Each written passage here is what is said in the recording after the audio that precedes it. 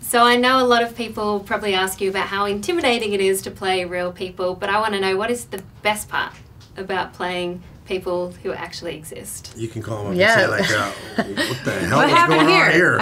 Yeah. That is for sure the best part. Yeah, it's intimidating, but they're so gracious and generous. I mean, it's their life story. It's, you know, a story of surviving and resilience and creativity and love, and they were just so open with us. You know, there was nothing off limits. I really felt like we could ask them anything that we needed to know. And that's the best part about this movie. Is I didn't know much about Brian Wilson before I saw the film, but it feels like you can really show all parts of his life, and it's not glossed over for Hollywood effect. It feels very real. Mm-hmm. When you were on set, did you feel like you had that freedom to explore and really get into all areas of his life?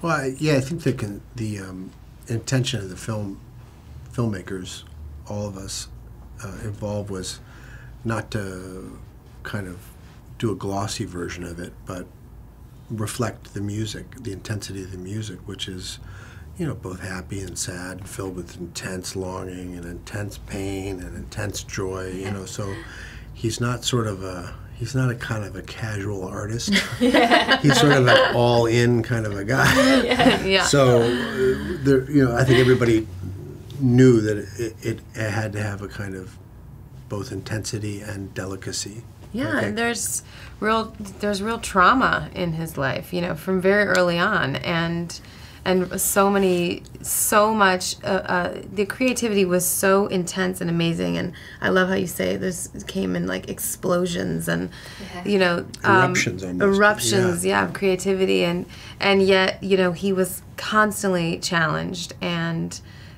had, you know, and was, you know, he had this mental illness and was misunderstood by everyone, and you know, it wasn't until he met Melinda that I think he found sort of a real safe harbor, a real, you know, sense of support, and just sort of like, sure, babe, whatever you need, you know, a wide berth to just be who he needs to be and who he is.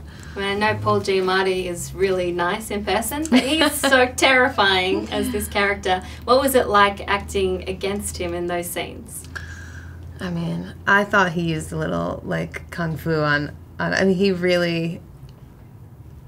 was, you know, I was in a true battle with him for him, and I really felt like he used low blows to get you back. I mean, he really could manipulate. Yeah. And, you know, it was very difficult for me to get a hold of you, I felt like. Well, and that struggles in the film. But it was extraordinary because Brian, you know, had a thing which he would hear voices, but they wouldn't tell him to do anything. They wouldn't tell him to do anything bad. But he would also hear music, but he wasn't aware, or he was too vulnerable not to know what his rights were.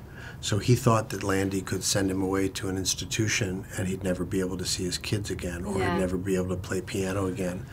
And so it was really, I mean, he was a diabolically kind of evil dude. Yeah, evil dude. Yeah, threatening to send, you know, to deport Gloria if she didn't help him. And, you know, it took a lot of courage on everyone's part to sort of go up against this guy who felt like he had something to hold over everyone. Well, amazing job. So congratulations. Love the film. Thank you. And also high five to a badass female director over here. Thank you. Money at the box office. Hey everyone, if you like this video, click that thumbs up button and make sure to subscribe to our AMC Movie News YouTube channel. It's free and helps you stay up to date with all the latest movie news, as well as our daily AMC movie talk show. Also, make sure that you follow us on Facebook and Twitter to stay up to date with all of our special promotions, contests, and prize giveaways.